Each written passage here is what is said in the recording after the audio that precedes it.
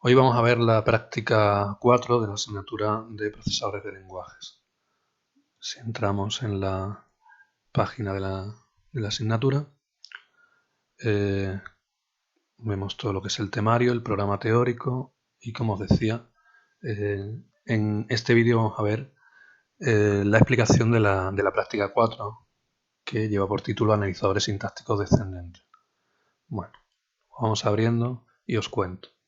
El objetivo de esta práctica es describir cómo se implementa, cómo se programa un analizador sintáctico descendente recursivo, que es una de las cuestiones que hemos visto en teoría de las formas de programar analizadores sintácticos descendentes. Lo vamos a hacer para, las gramáticas tienen que ser el L1 y estar expresadas en forma normal de Backus, la notación BNF. En teoría hemos visto pues, una implementación genérica. En este caso vamos a ver cómo hacerlo para lo que sería el analizador sintáctico descendente del lenguaje de programación Tinto, que va a terminar siendo, por tanto, parte del compilador de Tinto que estamos desarrollando durante las prácticas. En primer lugar tenemos el código de la práctica. Vamos a descargarlo. Y ahora os explico lo que tiene este código.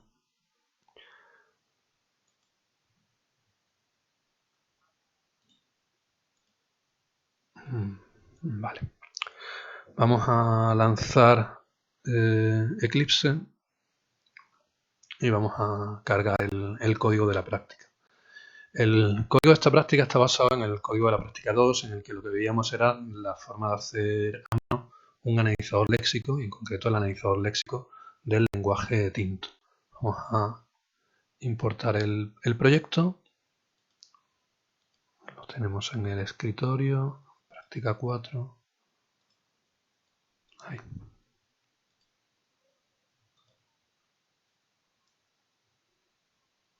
Bien, ya tenemos el proyecto cargado y os cuento. Como os decía, la base del código de esta práctica es la que ya desarrollamos para hacer el analizador léxico. Podemos recordar un poco cuáles eran las clases que ya habíamos ido desarrollando. Lexer es una implementación genérica, una clase abstracta, de hecho, de un analizador léxico. Tinto Lexer es la implementación del analizador léxico para el lenguaje de programación Tinto. Teníamos definido ya lo que eran los objetos de la clase token, que me describen un componente léxico, esto ya lo teníamos. Token constants nos define las diferentes constantes que definen los códigos asociados con las categorías léxicas. ¿Queréis? Podemos recordar los códigos que había, eran las palabras clave, los separadores, operadores, etc. Tenemos un código para expresar la categoría léxica boolean, char, else, estos serían palabras clave.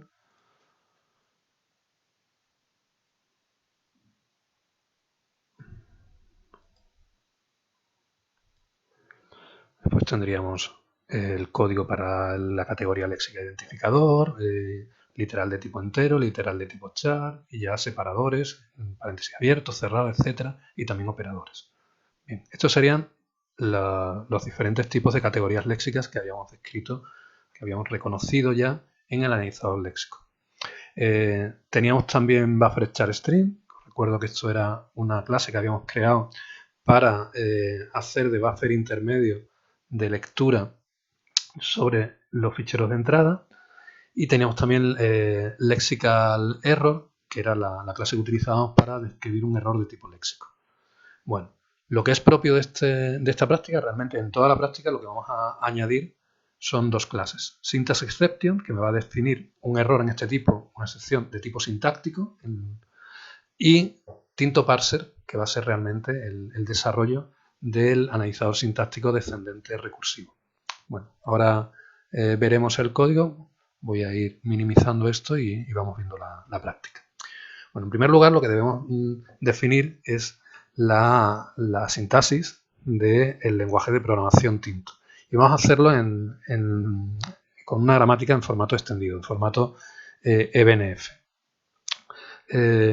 La razón es que, bueno, en forma extendida ya os comenté que las gramáticas tienen una forma más compacta, el número de símbolos no terminales que aparecen es menor y en general se entienden bastante bien. Voy a explicaros cuál sería la gramática del lenguaje Tinto, para que entendáis un poco el tipo de programa y de código que podemos generar utilizando este lenguaje.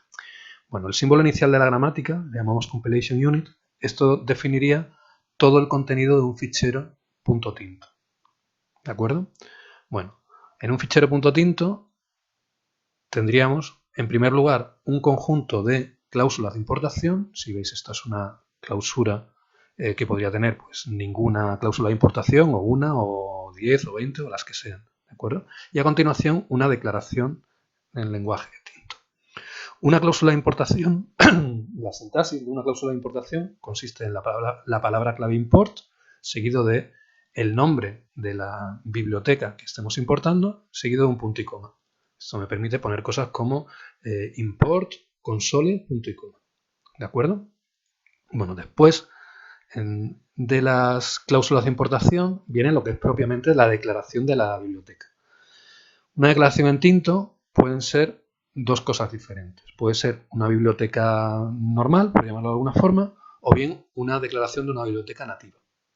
La declaración de una biblioteca normal, que sería library dec, tenemos aquí, viene descrita por esta regla. Estaría formada por la palabra clave library, seguido del nombre, del identificador con el nombre de la biblioteca que estamos declarando. Llave abierta, un conjunto de funciones, de definición de funciones y llave cerrada. Es decir, todo esto forma el cuerpo del conjunto de funciones descrito dentro de la biblioteca que llevaría este nombre. Una función de una biblioteca estándar, tendría esta sintaxis. En primer lugar, tendríamos el tipo de acceso a la función, access, lo tenéis aquí abajo, puede ser o public o private, ¿de acuerdo? A continuación vendría el tipo de dato de la función. El tipo de dato puede ser, tenemos aquí descrito, el tipo de dato puede ser o bien void, indicando que la función no devuelve ningún dato, o bien type, que sería un tipo de datos estándar en Tinto, que tiene que ser o int, o char o boolean, es decir, un valor entero de 32 bits, un carácter, ASCII, o un boolean que podrá tener pues, los valores true o false. Bien, ese sería, estábamos viendo la definición de una función, hemos dicho access, público private, el tipo de datos, después vendría el nombre de la función, el identificador de la función, después vendría la declaración de los argumentos de la función, esto es entre paréntesis los diferentes parámetros de la función, y por último el cuerpo de la función. Esta sería la sintaxis de alto nivel, por decirlo de alguna forma, de la declaración de una función en Tinto. Las bibliotecas de tipo native serían así. Aquí hay un fallo. Esto no es la palabra clave library, debería ser la palabra clave native. ¿De acuerdo? Y tendríamos entonces una declaración de una variable de una biblioteca nativa sería native, seguido del identificador con el nombre de la biblioteca nativa, seguido de llave abierta, una lista de funciones nativas y llave cerrada. Una función nativa tiene un aspecto muy parecido a lo que sería una función normal, salvo que en las funciones teníamos function body, es decir, teníamos el cuerpo de la función, y en una función nativa lo único que describimos es, digamos, la interfaz de la función. Tenemos el tipo de acceso, que será público o private, el tipo de dato que devuelve la función, que será void o int, char o boolean, el nombre de la función, la declaración de argumentos y finalmente un punto y coma. ¿Bien? Bueno. La declaración de los argumentos de una función, tanto si la función es estándar o bien si se trata de una función dentro de una biblioteca nativa, estaría formado por un paréntesis abierto, o sea, entre paréntesis, paréntesis abierto y paréntesis cerrado, tendríamos la declaración de o bien ningún argumento, esto es opcional, ¿no? O bien un único argumento, o bien varios argumentos separados por coma. Sería argumento, coma argumento, coma argumento, coma argumento, etc. A su vez, un argumento de una llamada a una función se describe mediante el tipo de dato seguido del identificador del argumento. Esto es, si queremos hacer, por ejemplo, el máximo entre A y B, pues sería el public max, paréntesis abierto, public int, el tipo de dato, max, máximo, paréntesis abierto de int A, int B, algo así, ¿de acuerdo? En cuanto al cuerpo de las funciones, estaría escrito por un bloque de instrucciones. Esto sería llave abierta, una serie de instrucciones, ¿veis? Una clausura, una lista de instrucciones, vamos a llamarle statement, y llave cerrada. Todo este bloque diríamos que sería la definición de estructura, a nivel de estructura, de lo que sería una definición en Tinto, un fichero programado en Tinto. Bueno, en cuanto a lo que serían las funciones, que como hemos visto el cuerpo estaría formado por una lista de instrucciones, las instrucciones que admite Tinto son las siguientes, son todas estas, ¿de acuerdo? Están descritas aquí abajo. Admitimos como primer tipo de instrucción, pues la declaración de variables. Para declarar una variable o una lista de variables tendríamos el tipo de dato en primer lugar, el tipo de dato de la variable, pues, que sería, como ya hemos visto, int, char o boolean. A continuación, el nombre de la variable que estamos declarando.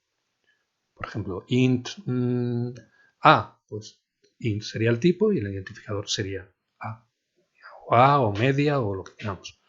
A continuación vendría una asignación opcional. Assignment, como veis aquí abajo, es el símbolo igual, el símbolo de asignación, seguido de una expresión. Esto me permite asignar un valor a la variable en el momento de ser declarada. Tener algo como int i igual a 0. ¿De acuerdo? Pero también podemos simplemente declarar la variable sin darle ningún valor. Int i.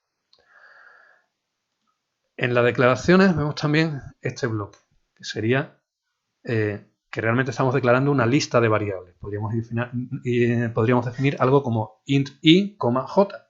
¿De acuerdo? Y estaríamos definiendo dos variables en la misma línea. Igual que antes, podríamos hacer int i, j igual a 5, por ejemplo. Es decir, al declarar las variables se le puede asignar un valor o bien no asignárselo, dejar el valor indefinido. Y por último, dentro de lo que sería la declaración, tendríamos el finalizador, que sería el punto y coma. Eso sería el primer tipo de instrucción, que serían las declaraciones. Segundo tipo de instrucción, bueno, vamos a saltarnos esta la vemos al final, sería la instrucción de tipo if. Una instrucción de tipo if tiene esta sintaxis. Primero, en primer lugar, palabra clave if, seguido de una expresión entre paréntesis, que esta será la condición, y paréntesis abierto, expresión paréntesis cerrado. Y lo siguiente, después de la condición, vendría la instrucción a ejecutar en caso de que la condición sea cierta. Esto es el then para entenderlo, ¿de acuerdo? Y tendríamos una cláusula else opcional. Veis que está con la interrogación. Esto podría ser o bien else statement o bien lambda o bien nada. Esto sería, en caso de esto de que apareciera else, tendríamos if condición, then esta instrucción, else esta instrucción. Esa es la gramática de la instrucción if. Bueno, los bucles, en este caso tenemos un único tipo de bucle, que es el bucle while. La sintaxis de la instrucción while sería while condición, la condición sería paréntesis abierto, paréntesis abierto, expresión paréntesis cerrado. Esta expresión debe ser de tipo booleano, debe ser una condición, que cuando la evaluemos, bueno, pues si es cierto o mientras sea cierto, ejecutaremos esta instrucción. Esta sería la instrucción while. Siguiente tipo de instrucción, vamos aquí arriba, sería la instrucción de tipo return. Bueno, pues una instrucción, una sentencia de tipo return tiene esta gramática. Sería palabra clave return seguido de una expresión opcional seguido de punto y coma. ¿Por qué la expresión es opcional? Bueno, porque la instrucción return lo que hace es asignar el valor que debe devolver una función. Si la función es de tipo void, simplemente sería return punto y coma, sin expresión. Si la función devuelve un tipo entero, pues será return y una expresión de tipo entero, punto y coma. O bien puedes devolver un boolean o puedes devolver una expresión de tipo char. El no statement es una instrucción que no haga nada, que esto es el punto y coma suelto. Me salté antes esta, que es id statement. Id statement representa una instrucción que comienza con un identificador. Estos realmente pueden ser dos tipos de instrucciones distintas. Podría ser una instrucción de asignación. Entonces el identificador es el nombre de la variable y tendríamos, igual que antes, assignment. Es decir, identificador igual a expresión punto y coma. Esa sería la primera opción. ¿De acuerdo? La segunda opción sería identificador function call. Function call es paréntesis abierto, un montón de function call. Function call está descrito más abajo. Sería los argumentos de llamada a una función. En este caso, id sería el nombre de la función, function call los argumentos de llamada. La tercera opción para una instrucción que comience por un identificador es identificador punto identificador function call. Esto sería la llamada a una función externa, es decir, la llamada a una función de una biblioteca de fuera que debería estar importada. Y el primer identificador sería el nombre de la biblioteca externa, tendríamos el punto. El segundo identificador se refiere al nombre de la función de esa biblioteca externa y function call tendríamos los argumentos de llamada a la función. El último tipo de instrucción sería block statement, es decir, un bloque de instrucciones, que esto sería llave abierta, un conjunto de instrucciones, llave cerrada.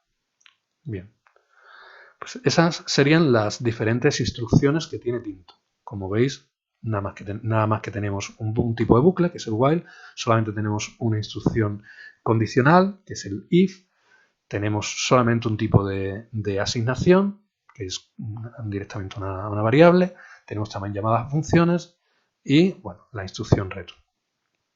Bueno, nos queda por ver la sintaxis de las expresiones. Una expresión está formada por valores y posibles variables y operadores, y para describir la sintaxis, hay que ver cuáles son el nivel de prioridad de cada operador. A nivel de jerarquía, por prioridad más baja, el operador con la prioridad más baja es el operador OR. Eso quiere decir que una expresión la vamos a definir como una expresión AND y después el OR de otras expresiones AND. Es decir, la disyunción, una lista de disyunciones, por decirlo de alguna forma. Una expresión sería AND expression, OR AND expression, OR AND expression, etc. Es decir, una serie de operadores OR. Podríamos no tener, por supuesto, ningún operador OR. Esto es una clausura, por tanto, esto podría ser la cadena vacía y la expresión ser simplemente una expresión de tipo AND. Una expresión de tipo AND, la tenemos aquí descrita a continuación, sería igual que antes una expresión relacional y ahora AND expresión, AND expresión, AND expresión. Es decir, una conjunción de expresiones relacionales que podría no aparecer nunca el AND. Es decir, esta clausura podría ser una cadena vacía y la expresión podría ser una expresión AND y el AND a su vez pues, simplemente una expresión relacional y nada más. Que podríamos no tener operadores OR, ni operadores AND. Una expresión relacional es la comparación entre dos expresiones aritméticas. Aquí sum expression indica una expresión aritmética. Una expresión relacional podría ser o una expresión aritmética o bien una relación entre dos expresiones aritméticas. ¿De acuerdo? Sum expression, relop, sum expression. Este operador relacional podría ser el operador igual, entonces para comparar dos valores, a igual a 3, por ejemplo, algo de ese estilo. El operador not equal, es decir, el operador distinto. El gt, que sería el greater than, mayor que. GE, que sería el greater than or equal to, es decir, el mayor o igual que. Less than, que es menor que, o less than or equal to. El E, que sería el menor o igual. ¿Vale? Esos serían los 6 tipos de operadores relacionales que podríamos encontrarnos para relacionar dos expresiones aritméticas. Bien. Seguimos avanzando en cuanto a la sintaxis. Una expresión aritmética es un sumatorio de términos. ¿Vale? Este product expression que veis aquí es lo que en teoría hemos hablado ya en ocasiones como el símbolo T o el símbolo término. ¿De acuerdo? Sería término y ahora operador de suma y otros términos, ¿de acuerdo? Antes de esto, el primer término podría ir precedido de un operador unario. Esto me permite tener expresiones como menos A. De A termina siendo la expresión y el operador unario sería, por ejemplo, el signo menos.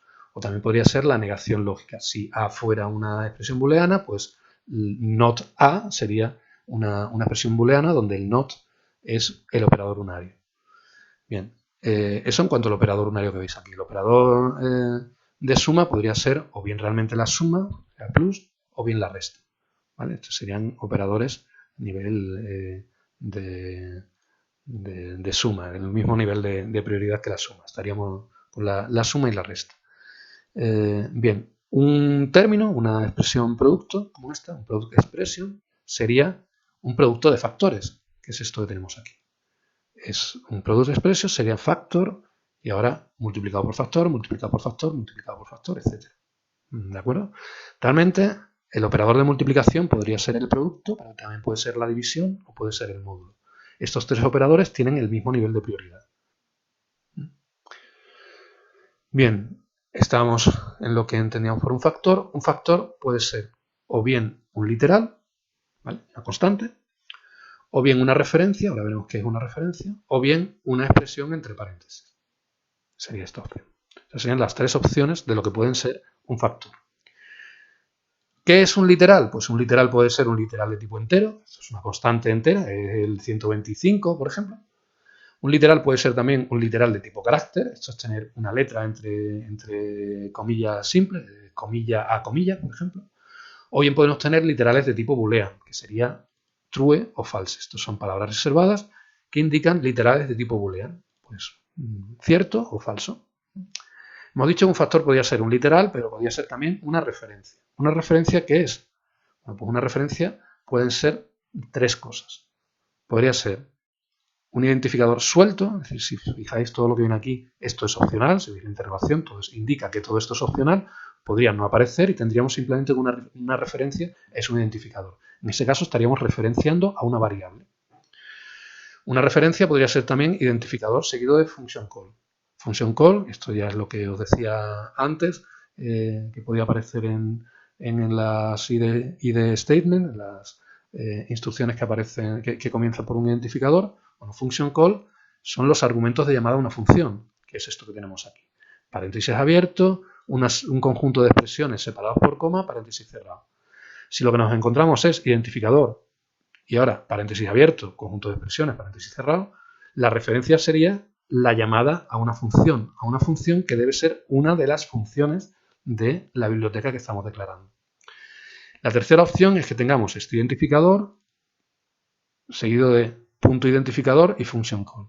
¿Esto qué es? Pues en este caso el primer identificador sería el nombre de una biblioteca externa, seguido de un punto, seguido del identificador que sería el nombre de una función de esta biblioteca y seguido de los argumentos de llamada a la función. Bien, pues todo esto, toda esta definición que hemos visto, sería la gramática del lenguaje de programación Tinto descrita en forma extendida, en formato EBNF. Si queremos desarrollar un analizador sintáctico descendente recursivo aplicando la técnica que hemos visto en teoría, realmente tendríamos que convertir esta gramática en forma extendida, tendríamos que convertirla a una gramática en forma no extendida, en forma normal, en forma BNF. Bueno, pues en notación BNF podríamos transformar la gramática que hemos visto antes y colocarla en formato BNF. Bien, si recordáis, el símbolo inicial es compilation unit y aquí había una clausura de import clause seguido de Tinto declaration. Para transformar la gramática de forma extendida a forma normal, pues el operador clausura lo sustituimos por un símbolo no terminal nuevo que le hemos llamado import clause list y este import clause list viene descrito en estas dos reglas, que sería import clause list o bien lambda.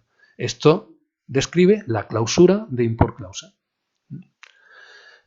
Import clause, esto sigue igual que antes, import, palabra clave import, seguido de identificador, seguido de punto y coma. Tinto Declaration habíamos dicho que era o bien Library Declaration o bien Native Declaration. Library Declaration sigue igual, Library, identificador, llave abierta. Lo que era la clausura de funciones, hemos sustituido el operador clausura de function por un nuevo símbolo no terminal que hemos llamado function list. Function list, lo tenemos escrito aquí abajo, describe pues, la clausura de function. Function list puede ser function list o function list es lambda. Esto es una gramática que genera lo mismo que la clausura de función. Es decir, aquí puede no aparecer nada o aparecer una única función, o dos, o tres, o cuatro, las que sean. Function es la definición de acceso, el tipo de la función, identificador, declaración de argumentos y cuerpo, esto sigue igual. La declaración de bibliotecas nativas, pues empezaría, esto es donde antes estaba el error, palabra clave native, seguido del nombre de la biblioteca nativa, seguido de llave abierta, clausura de funciones nativas, llave cerrada. ¿Bien? Bueno, de esta forma es bastante sencillo. Vamos, lo que son las opciones, la opcionalidad, la interrogación que aparece en ocasiones, o la clausura, la vamos sustituyendo por nuevos símbolos no terminales a los que añadimos su gramática. Para poder desarrollar la técnica que hemos visto en teoría de implementación, de programación de analizadores sintácticos descendentes recursivos, bueno, en general de analizadores sintácticos descendentes, tenemos que calcular los conjuntos de predicción de cada regla. Aquí tenéis ya esos conjuntos de predicción calculados.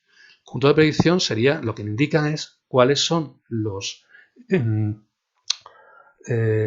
tokens, los componentes léxicos por los que podría comenzar una determinada regla. Por ejemplo, una regla de compilation unit, esta regla de aquí podría empezar o bien con import o bien con, si no hubiera importación ninguna, podría empezar, esto sería lambda, y podría empezar por library o por native, que sería el conjunto primeros de Tinto Declaration. Calculando los conjuntos de predicción de import clause list, el import clause, el conjunto primeros es import, por tanto el conjunto primeros de esta regla sería import. Aquí vemos una regla lambda. En una regla lambda, para calcular el conjunto de predicción, quitaríamos el lambda y añadiríamos el conjunto siguientes de import clause list. El siguiente de import clause list, que lo tenemos aquí, es el único, bueno, este punto y este, donde aparece import clause list en toda la gramática. El siguiente de import clause list tendría que ser el primeros de Tinto Declaration, que ya hemos dicho que es o import, perdón, o native o library. Por tanto, aquí hay un error también. Import clause list, el conjunto de predicción sería library o native. En caso de esta regla, Tinto Declaration, Library Declaration, el conjunto de predicción sería library, corresponde al conjunto primero. Si es Native Declaration, el conjunto primero es native. Como no tiene lambda, pues no hay que añadirle el conjunto siguientes. Y de esta forma, pues iríamos calculando. No voy a seguir con todas las reglas porque nos llevaría mucho tiempo, pero ahí veis calculado los conjuntos de predicción de cada una de las reglas. Ya digo, la forma de conseguir toda esta gramática sería transformando la gramática que os he explicado antes, que está en forma extendida, haciendo las transformaciones necesarias para colocarla en forma normal.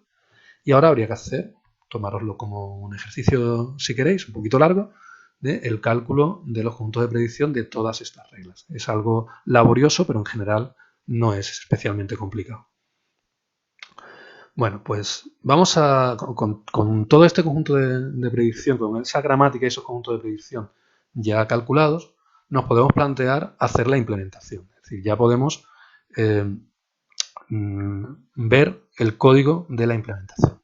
Como os puse antes, ya nos lo hemos cargado en Eclipse, lo nuevo de esta práctica, lo que hemos añadido respecto a la implementación del analizador léxico, eran dos clases. Por un lado, Syntax Exception y por otro lado, Tinto Parser. Bueno, vamos a ver primero Syntax Exception. Syntax Exception describe un error, una excepción de tipo sintáctico. Vimos que había, en clase, os expliqué en un vídeo, que había dos tipos de excepciones sintácticas. Una que se produce al emparejar. cuando queremos emparejar un token y resulta que el token que nos encontramos es distinto, entonces generamos un error que dice, nos hemos encontrado un error, hemos encontrado este token cuando el que nos esperábamos era este. ¿De acuerdo? El mensaje de error que vamos a asociar en este caso va a ser este que tenéis aquí, que es syntax exception at row, es decir, error sintáctico, excepción sintáctica en la fila tal. La fila, como veis, la sacamos del token. Columna tal, de nuevo también lo sacamos del token. Esto es una forma de indicar dónde, en qué posición, fila y columna nos hemos encontrado el error. Y ahora, hemos encontrado este token cuando nos esperábamos este otro. ¿Cuál nos esperábamos realmente?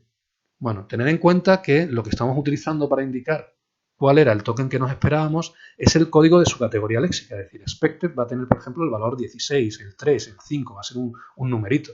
Entonces, tenemos que ver, no colocar el número, que no se entendería, sino ver cómo describimos la categoría léxica para ese número. Ahora lo vemos. Y ese es el primer tipo de error.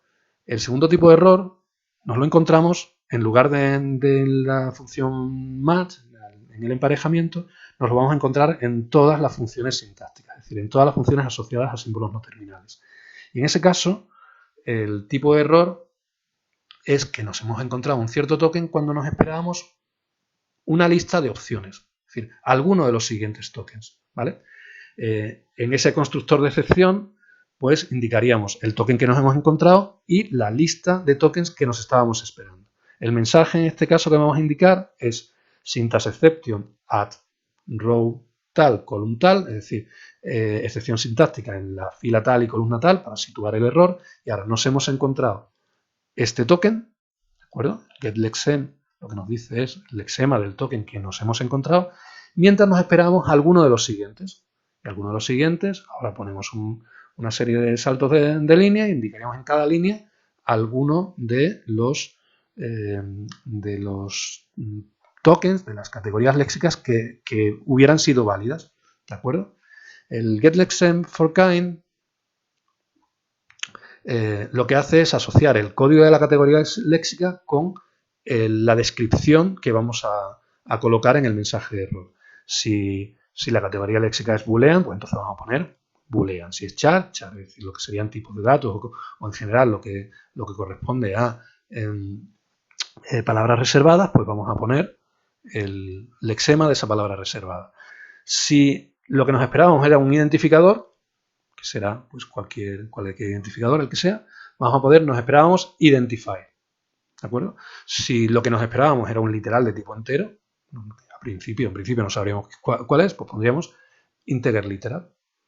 O si nos encontramos que lo que nos esperábamos era un literal de tipo char, pues pondremos char literal.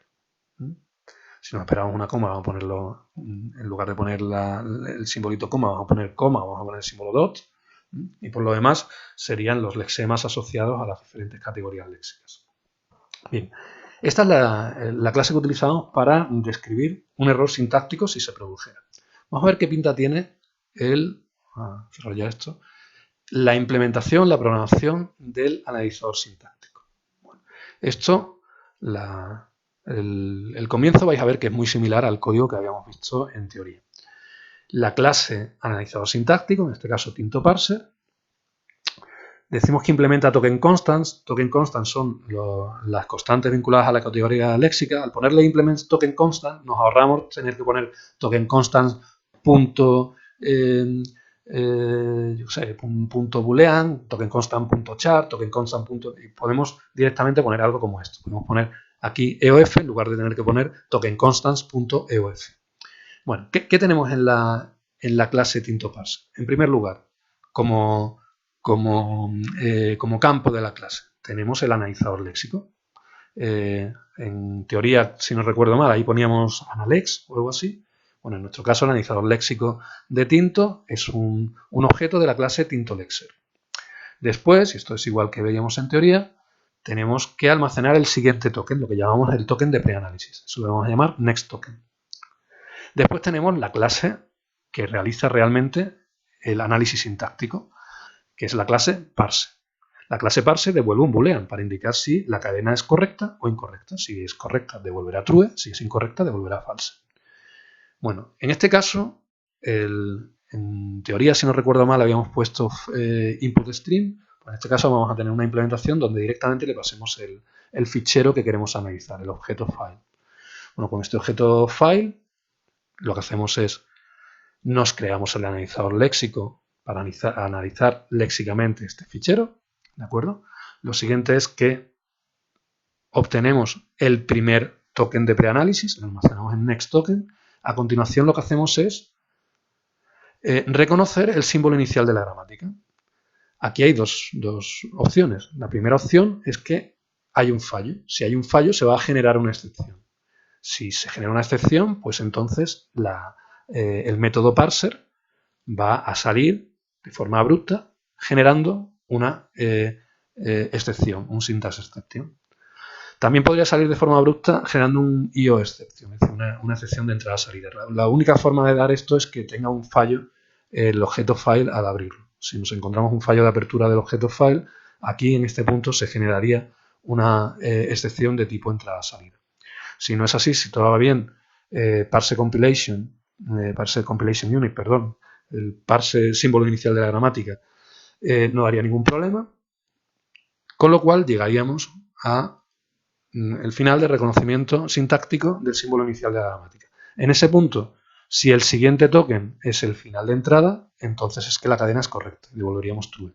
Si después de reconocer el símbolo inicial de la gramática nos encontramos cualquier otra cosa que no sea el final de entrada, que quedan todavía más componentes léxicos, entonces entendemos que hay un error y devolveríamos false. Y la otra forma, de hecho la forma más normal, de indicar que es falso no es tanto devolver un false como devolver una excepción de tipo sintáctico. Bueno, eso sería de hecho el único método público de toda la clase. Vamos ya con los métodos privados. Hemos visto también el aspecto que tenía el método de emparejamiento, el método match. Esto es, creo que tal cual, el código que habíamos visto en clase. El match le pasamos el token que nos esperamos y lo que hace es comparar la categoría léxica del token de preanálisis con el token que nos esperamos. ¿De acuerdo? ¿Que todo va bien? ¿Que el siguiente token corresponde al que queremos? Pues simplemente, bueno, consumimos este token y nos movemos al siguiente. Lo emparejamos, por tanto, este token con el tipo que nos han dado y solicitamos el siguiente token. Avanzamos en la cadena de entrada. ¿Que no? Pues si el siguiente token no corresponde a este tipo que hemos visto, lo que hacemos es lanzar una excepción. Ese es el primer tipo de excepciones del que os hablé antes. En este punto, a partir de este punto, lo que nos encontramos ya son las funciones asociadas a cada símbolo no terminal de la gramática. El aspecto que tienen todas las funciones asociadas a los símbolos no terminales es el mismo. Siempre private, void, parse el símbolo que sea. Primero el símbolo inicial se llamaba compilation unit, pues parse compilation unit, throws, syntax exception. Es decir, vamos a analizar, intentar reconocer el símbolo compilation unit y nos podemos encontrar con una excepción. Ahora, código de la función. Pues, en primer lugar, definimos cuáles son todos los tokens esperados. Esto viene, si volvemos un momento a lo que sería el cálculo de la gramática y del símbolo no terminal, pues los tokens esperados serían estos. ¿De acuerdo? Tendríamos aquí import library, aquí hay un fallo. Esto, perdonadme, debería estar así. ¿De acuerdo? A ver si os corrijo el código. Nos esperábamos o bien import, o bien library, o bien native. Lo siguiente siempre es switch next token get kind y ahora case las opciones de los tokens incluidos en el conjunto de predicción de cada regla. A continuación, pues el reconocimiento de la regla. Para la regla import clause list tintodec, pues haría parse import clause list, parse tintodec. Esa sería la regla. Pues aquí, parse import clause list, parse tintodec. Como estamos en un switch, después de ejecutar este código, tendría que venir un break. ¿Que resulta que el siguiente token no es ninguno de estos tres? Pues generamos un error. Un error que sería, me he encontrado este token, me esperaba uno de estos tres. Me esperaba o bien un import, o bien library, o bien native. ¿Vale? Aquí ya digo que hemos detectado un fallito en el código que os he pasado.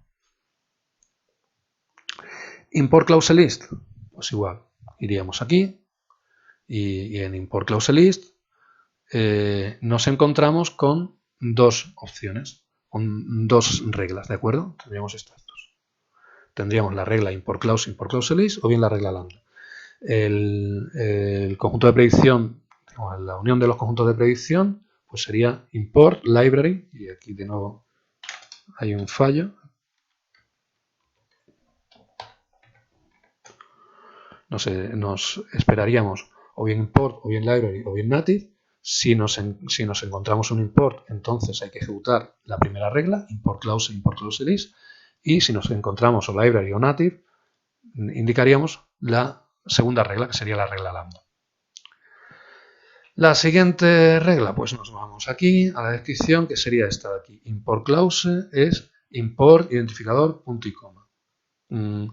Conjunto de predicción, import. Bueno, pues con esa información. Private void parse import clause y tal. Conjunto de predicción, import. Bueno, pues expected sería import, switch next token get kind, y ahora, si el siguiente token es import, esta es la regla, sería reconocer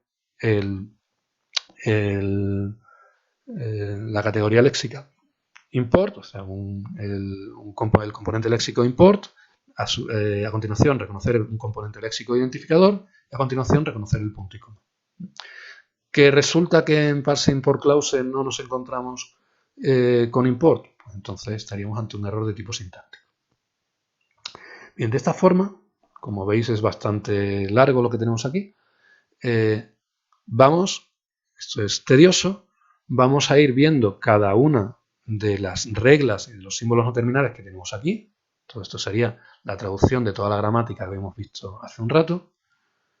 Y para cada uno de ellos, pues se genera la función correspondiente. Siempre igual. Parse void, private void parse lo que sea, throw syntax exception. Y ahora inspected por lo que tenga de conjuntos de predicción, switch next token.getKind, llave abierta, case lo que sea, regla. Case otra cosa, regla. Default, throw new syntax exception y tal.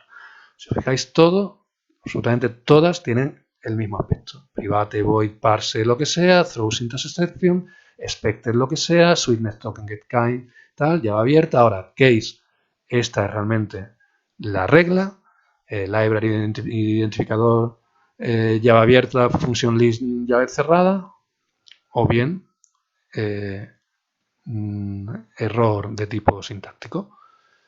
Bueno, pues función list, declaración de función nativa, declaración de biblioteca nativa, declaración de lista de funciones nativas, declaración de una función nativa, declaración del método de acceso a una función que podría ser o público o private, declaración del tipo de dato de una función que puede ser void o puede ser type, declaración del tipo de dato de una variable que puede ser int, char o boolean, declaración de los argumentos de declaración de funciones, que eso sería paréntesis abierto, lista de argumentos, paréntesis cerrado.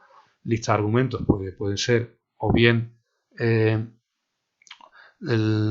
parse argument, o bien una lista de argumentos o bien el paréntesis cerrado indicando que no hay ninguno. Si es argument more arguments, pues sería cada argument sería type identificador, ¿de acuerdo? More argument sería pues coma type identificador. El cuerpo de una función, llave abierta, lista de instrucciones, llave cerrada, etc. Como veis, todas tienen el mismo aspecto. Una vez calculado el conjunto de predicción de cada regla y de las diferentes reglas de cada símbolo no terminal, pues La traducción a código es bastante sencilla porque todos son siempre iguales. La forma del código es siempre la misma. Bien. Pues una vez llevado todo esto a código, y insisto en que esto es bastante largo, ¿vale? Aquí tenéis todas las funciones asociadas a todas las reglas, a todos los símbolos no terminales de la gramática. Bien, pues una vez llegado a este punto, lo que tendríamos que ver es cómo modificar el compilador para que en este caso, además de lanzar el analizador léxico, que era la versión de Tinto Compiler que teníamos en las dos prácticas anteriores, pues ahora queremos avanzar un paso y queremos que el compilador realice el análisis sintáctico. Bien, ¿cómo hemos reprogramado Tinto Compiler? Bueno, pues el método main le podemos pasar como argumentos cuál es el directorio de trabajo. Si no le pasamos nada, utiliza como directorio de trabajo el directorio en el que se encuentre. Eso veremos ahora cómo lo ejecutamos. Y ahora lo que pide es, el primer paso, leer el archivo main.tinto, ¿de acuerdo? Nos creamos un analizador sintáctico, Tinto Parser, y ahora lanzamos el método parser sobre este objeto file, que sería el fichero main.tinto. ¿Qué puede ocurrir? Que parser.parse devuelva true. Si devuelve true, entonces es que la salida es correcta. Y lo que vamos a hacer es escribir en un fichero la salida correcta. Otra opción es que parser.parse devuelva false. Si devuelve false es que la entrada es incorrecta. Por tanto, lo que vamos a hacer es escribir un ficherito donde aparezca la palabra incorrecto. Otra opción es que en todo este código podrían haber excepciones. Si se produjeran excepciones, ya sea pues, bien errores o bien excepciones, lo que haríamos sería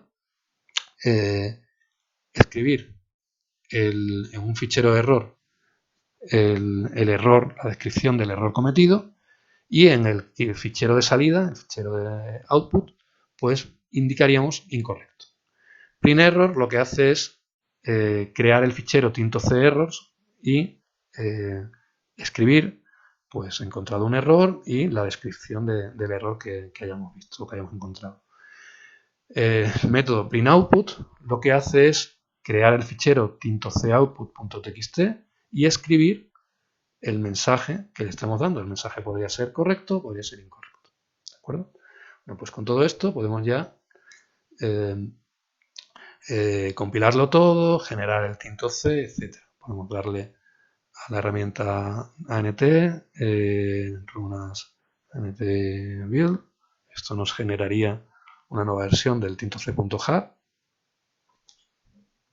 ¿Vale? Ahí ya lo tendríamos aquí. Y ahora vamos a ver un ejemplo de ejecución de todo este código, para que veáis que efectivamente todo esto está funcionando.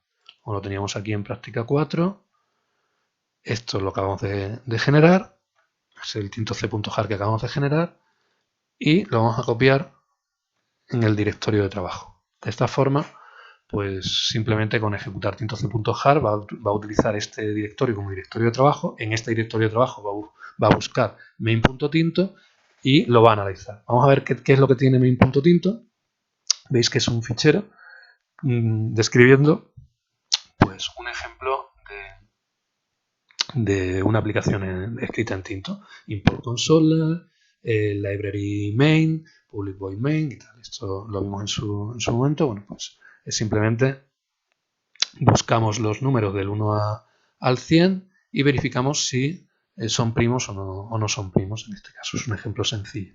Bueno, como veis, esto está descrito en el lenguaje de programación Tinto y lo que estamos haciendo es un analizador sintáctico para esto. Es decir, vamos a leer este fichero de ejemplo y vamos a ver si sintácticamente el fichero es correcto o incorrecto. Vamos a darle a cerrar.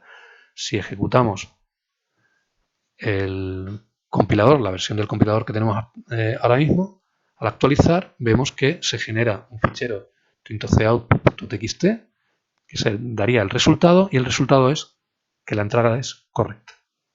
Para ver que efectivamente esto funciona, pues vamos a modificarlo para que la entrada sea incorrecta. Por ejemplo, vamos a quitarle esta llave.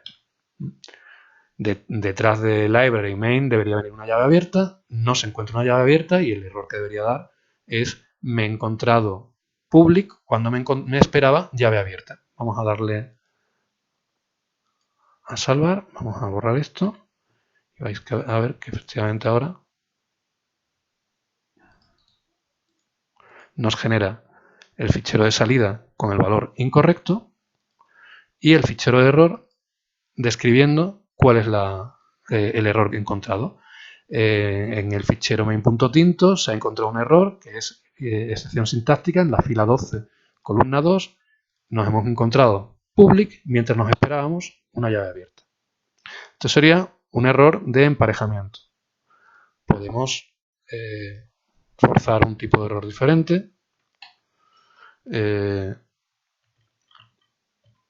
Que sería, por ejemplo,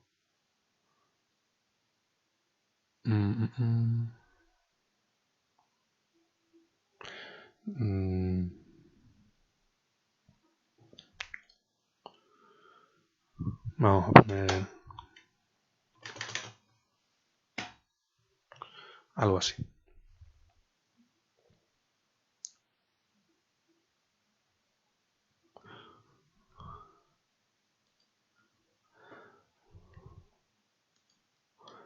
Vamos a borrarlo y lo compilamos de nuevo. De nuevo nos va a aparecer que cometemos errores. En este caso, de nuevo, nos dice que es incorrecto. El error es que en la fila 16, columna 4, nos hemos encontrado la palabra clave while mientras nos esperábamos o bien un igual, o bien un paréntesis abierto, o bien un punto. ¿Por qué nos esperábamos o igual, o paréntesis abierto, o punto? Fijaos. Le hemos puesto aquí una F, lo que al encontrar un identificador piensa que está ante una instrucción que comienza con un identificador. Esto es lo que habíamos llamado un ID statement. Detrás del identificador podía haber o bien una asignación, o sea, un igual, lo que sea, fuera una instrucción de asignación, o bien que fuera una llamada a función. Pero si fuera una llamada a función tendría que haber un paréntesis abierto, los argumentos de llamada, paréntesis cerrado, punto y coma, o bien que fuera una llamada a una función externa, que sería el nombre de la biblioteca externa, punto, identificador, llave abierta, o sea, paréntesis abierto, argumento, paréntesis cerrado. Es decir, que aquí o bien debería haber algo así, o bien debería ser algo así, o bien debería haber algo así. Es decir, detrás de la F tendría que venir o bien un punto, o bien un paréntesis abierto, o bien un signo igual. Puesto que no la he encontrado, genera un error de tipo sintáctico. Bien, pues con esto espero que os haya quedado clara la forma de desarrollar un analizador sintáctico descendente recursivo a partir de una gramática que esté descrita en forma normal. Insisto que en ese caso lo único que hay que hacer es calcular los conjuntos de predicción de la gramática y después rellenar esta parte prácticamente es común hasta el match, y a partir de aquí cada símbolo no terminal de la gramática da lugar a una función asociada de este tipo. Simplemente con hacer ese análisis y generar todas estas funciones obtendríamos el analizador sintáctico descendente recursivo. Bueno, pues con esto terminamos la práctica. En el enunciado os planteo como ejercicio hacer el analizador sintáctico descendente recursivo para esta gramática. Pues podéis hacerlo para practicar. O bien, otra opción que os planteo, puesto que tenéis como trabajo de fin de de la asignatura, perdón, el trabajo de evaluación de la parte práctica de la asignatura, tendréis que modificar la gramática de Tinto para añadirle nuevas instrucciones, pues podéis ya plantearos cómo sería el analizador sintáctico descendente recursivo para Tinto con esas nuevas instrucciones. Os lo planteo como forma de ir haciendo ejercicios y cogiendo soltura con estas prácticas. No se trata de un ejercicio que tengáis que entregar, no es algo que yo os vaya a evaluar, pero sí os recomiendo como forma de ir entendiendo mejor la asignatura. Bueno, pues con esto terminamos la explicación de la práctica y ya pasaremos a la siguiente.